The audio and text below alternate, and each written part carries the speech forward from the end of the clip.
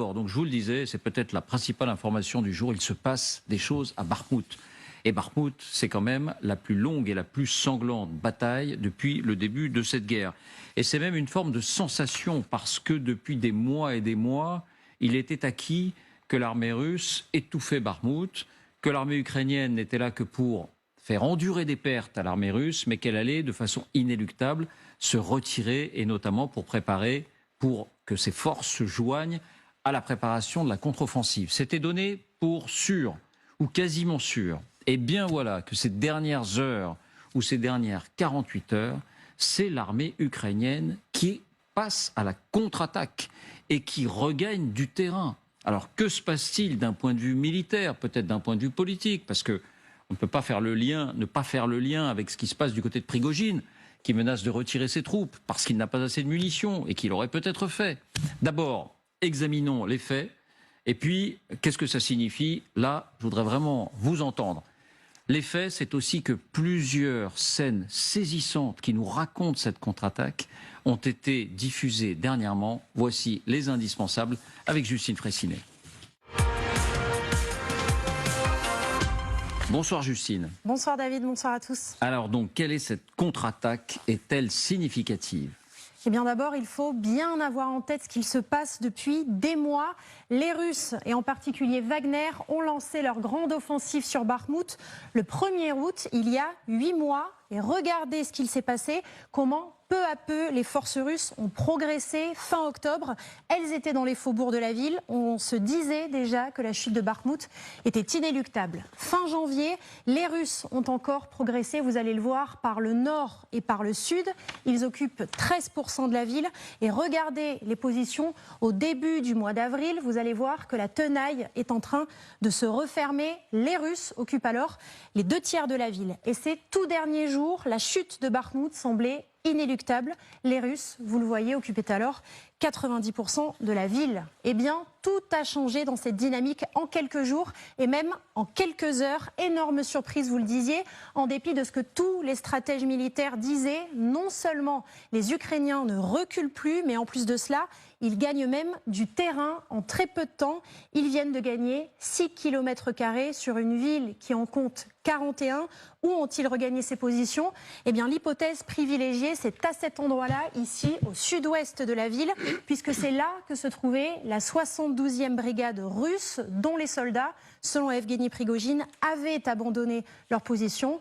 Et là-dessus, il n'a jamais été démenti. Et plusieurs scènes saisissantes nous racontent donc comment les Ukrainiens sont en train de mener cette contre-attaque. Et là encore, ça fait partie des rares moments où on touche du doigt la façon dont se déroule cette guerre. Oui, et la première, c'est peut-être la plus révélatrice, puisqu'on voit des Russes en pleine fuite, voire en pleine déroute. Ce groupe d'hommes que vous voyez fuir, ce sont des soldats de Moscou. Ils courent à travers champs. Derrière eux, vous allez voir ce char ukrainien qui les prend en chasse, qui pilonne les bosquets pour ouvrir la voie aux soldats ukrainiens. Ces mêmes soldats ukrainiens, on les voit quelques secondes plus tard dans le sillage du blindé. Ils sont à l'offensive. Ils vont éliminer au fusil mitrailleur les derniers soldats russes dont on voit que certains sont déjà mis hors de combat. Autre séquence très parlante qui date de ce matin. Elle montre en détail, et comme on l'a rarement vu, la reddition d'un soldat russe. Un drone ukrainien survole une tranchée russe et repère ce soldat russe esseulé. Ses camarades sont visiblement morts à côté. Lorsqu'il comprend qu'il est à la merci du drone, il lève les bras et vous le voyez, il fait ce geste, il veut se rendre. Le droniste ukrainien rappelle alors son engin et le renvoie chargé de ce message. Si tu veux te rendre, suis le drone. Le message, on l'a vu, est ensuite lâché au-dessus du soldat russe. Le russe le lit et regardez, il va alors suivre le drone. Le voilà qui marche jusqu'à sortir de la tranchée. Au passage, il enjambe d'autres de ses camarades qui ont perdu la vie. Selon toute vraisemblance, ce soldat russe est aujourd'hui un prisonnier de guerre aux mains des Ukrainiens. Autre scène, autres images, la bataille des tranchées au sol cette fois. On voit des Russes à droite et des Ukrainiens à gauche dans un même boyau. Ce sont là encore les Ukrainiens qui sont à la contre-attaque. Une fusillade démarre, un soldat russe lance une grenade, vous l'avez vu, et rate sa cible. Un soldat ukrainien lance la sienne au milieu de 3 soldats ennemis. Un des soldats russes est tué. Et rapidement, ses camarades décident de battre en retraite. Les Ukrainiens avancent ensuite sur la position russe qu'ils sont en train de conquérir. Dernière image, elle ne raconte pas la contre-attaque à proprement parler, mais nous souhaitions vous la montrer car cela raconte le sang-froid et le caractère méthodique de l'armée ukrainienne. Sur ces images, ce responsable d'unité découvre dans la tranchée l'un de ces hommes qui vient d'être grièvement blessé au bras et à la jambe. Il est au bord de l'évanouissement, il hurle de douleur. Aucune panique, ni dans les gestes, ni dans le ton de l'officier. Les hommes vont appliquer méthodiquement ce qu'ils ont appris. Un premier garrot sur le bras, un second sur la jambe, puis à plusieurs. Ils l'installent sur une civière tout en continuant de le réconforter. Et enfin, ils l'évacuent, le tout en quelques secondes. Et quelques heures plus tard, vous allez voir cet homme, il fait le V de la victoire, sourire aux lèvres.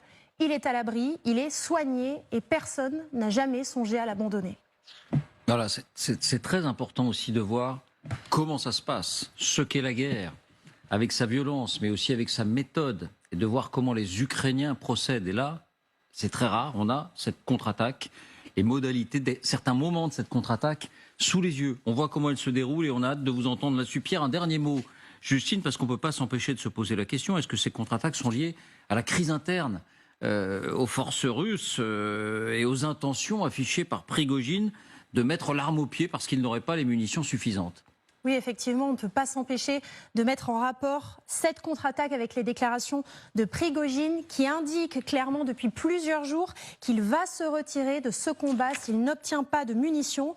À ce jour, d'après ses déclarations, ces munitions, il ne les a toujours pas obtenues. Merci Justine et merci pour ce travail avec toutes les équipes qui vous entourent.